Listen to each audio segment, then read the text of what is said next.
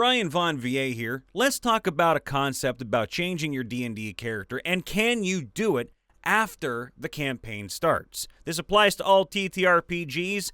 Leave your thoughts in the comments below. Definitely. It's all about making the game fun for everyone. Take this example. A player had to miss one session early in the campaign, level 2. She had a Goliath barbarian that was the friend and protector of another player who was a gnome arcane trickster.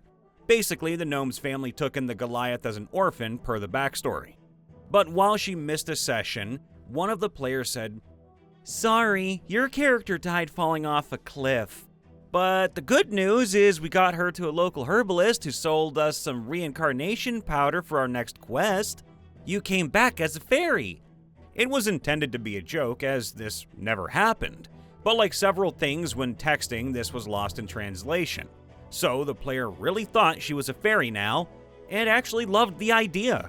We had to explain to her that she wasn't a fairy at the next session, but she was set at that point. She needed it to happen.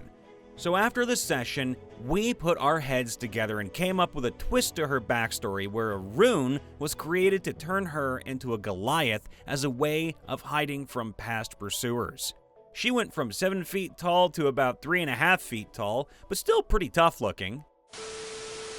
You, can't and shouldn't just show up one day with a different character and tell people that's your new character from now on. That just ruins immersion and changes things suddenly for everyone. Now, it isn't impossible to change characters, however. It will just require work and the support of your DM to get it done correctly. If you hate playing your character, after all, the game is no fun for you, and that's the point of the game in the first place. One way, and probably not the best way, but it's certainly possible, is to no longer care too much about the safety and well-being of your character. It really won't fit in well with any kind of role-playing, but as long as the party doesn't have ready access to any kind of resurrection or life-restoring magics, either personally or purchasable, then having your character be somewhat lacking in self-preservation, that can quickly lead to an "oh no, my character died, I better bring in my backup" situation. It still puts pressure on the group and the DM to make the new character fit somehow, to the situation of course, and depending on how effective you are at failing to live, it might be sudden and unexpected for them. A much better way is to talk to your DM and tell them you really aren't enjoying playing your current character. Maybe let them know why you want to change. Maybe the DM can make things more interesting for you rather than needing a whole new character. And preferably have some suggestions as to what character you'd rather play. Now, even better, have that character generated according to the same rules that the DM gave for initial character creation, so the DM can see and approve its existence. If your DM agrees, now you both work together to extract the old character and insert the new. It's a perfect opportunity to toss in some good inter-party roleplay, if the group is interested, of course, with something happening with the old character and the new becoming involved. It could be as simple as the old character gets bored and leaves, and this new one shows up at the next tavern hoping to join up. Kind of blah, really, and it could backfire if the party says, "Nah, we're good." But in reality, unless no one likes you, that probably isn't likely. A better way would be something like the first character has a history in some distant town. Something happened, and part of their backstory is that they are running from that something. A small group of people from that town finally catch up to the group and beg the assistance of character A and his group. The leader of the townsfolk is actually character B, but is run as an NPC by the DM for now. The party goes to help the town, they fight together with character B, they finally come upon the big bad of the town's troubles, and battle begins. Unfortunately, during the fight, character A takes a grievous wound, like crushed legs, missing an arm, half face melted, you know. Normally, it would be easily curable with some magic, but by this point, healing magic is insufficient. The party wins, but character A needs recovery time, and maybe in the future could be cured. Character A reawakens, sans arm, leg, eye, etc., and tells the party that they're tired, and they just want to remain behind to relearn life without their appendage. Character B chimes in, saying they would take character A's place in the group if they would have it. Party departs for their standard adventures, now with character B instead of character A. This way, maybe at some future point character A shows up again, now an NPC run by the DM, and helps the party out in some dire situation.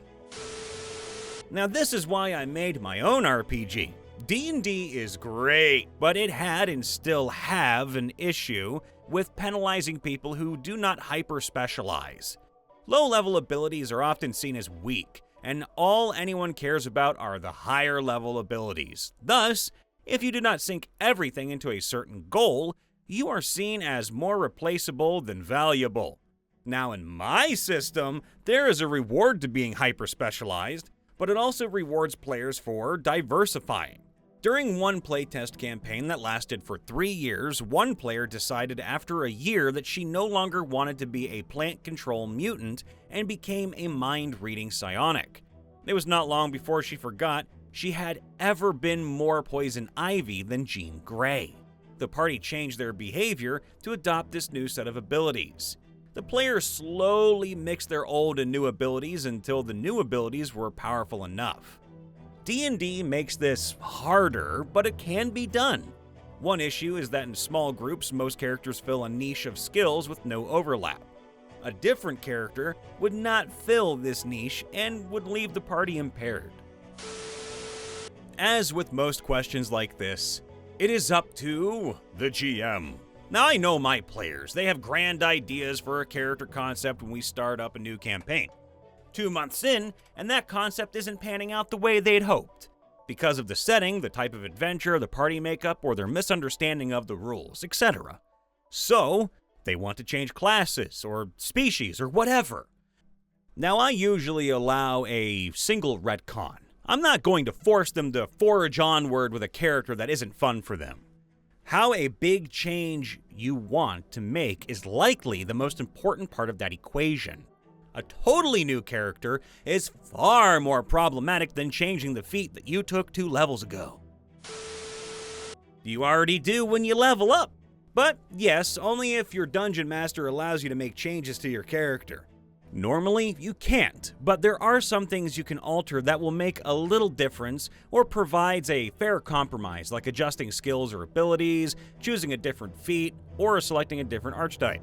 Not all DMs are willing to allow changes. My DM allows tweaks before our first level up, but after the first level, you're playing who you have. It allows us to play our character to try it out, basically. So, raw or rules as written? No! Once you have selected a class and started playing with that class, either initially or as you level, you cannot change that class. Additionally, once you have set your stats, you cannot change them, even to swap, say, intelligence for charisma or wisdom for dexterity, for example. That said, DM do and can let player make adjustments if it makes sense. It is sometimes simpler than introducing a new character into the game.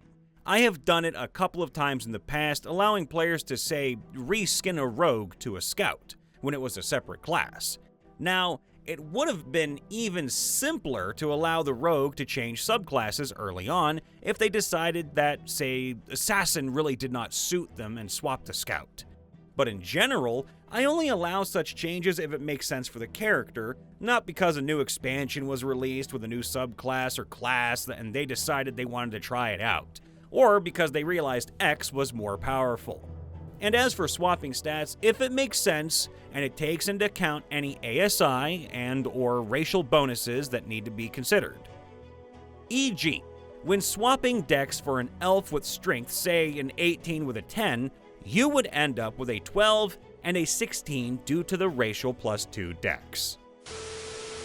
Each GM needs to decide how they would handle that request for themselves, so what other GMs are willing to do should have no impact on your DM's decision. In my case, I usually allow my players an initial window of opportunity when they first start to play in one of my campaigns where they can change any and all aspects of their character as long as it doesn't break the game.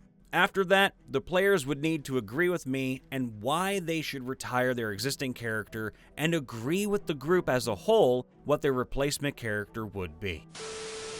I mean, Let's say you are a bard in college, and you want to transfer one of your classes from chorus to sorcery. It wouldn't matter if they're in the same leaning track. Just kidding. There's actually a history for this, especially in video games. Graduating from one character class to another is great fun. It would take ingenuity on the part of the GM in 5th edition, but it's fun. As a kid playing homebrews of AD&D, we did this a lot. Imagine you're a fighter and you want to become a paladin. That's way more fun for players than starting as a paladin. As a player, you start to act out the characteristics as you earn them. It usually happened more like wanting to be a ninja and figuring out what that means by inventing the class. 5th edition already hints at this with archetypes, but you typically have an archetype in mind as you create level 1. What we're talking about here is more like starting as a monk and wondering why you can't be a religious monk with healing spells, and then forming this idea of being more a healer than a karate master. D&D does not support this well across most editions. It usually dictates what you are to you. The obvious 5th edition question is if this healer monk gets cleric spells, bard spells, or druid spells, and how to limit them. That category alone already dictates a lot of your theme. It's pretty difficult to just say that the monk gets spells that heal and walk the astral plane. You have to either make a new spell list or spend a lot of time walking through existing spells. Anyway, it's an amazing player experience, and I hope you can find a GM that allows it. So, rules as written? Edge case? Rule 0? Raw? No. There is no way within the actual rules to make such a change to a character. The way leveling up and classing is described is as experience and learned applied knowledge.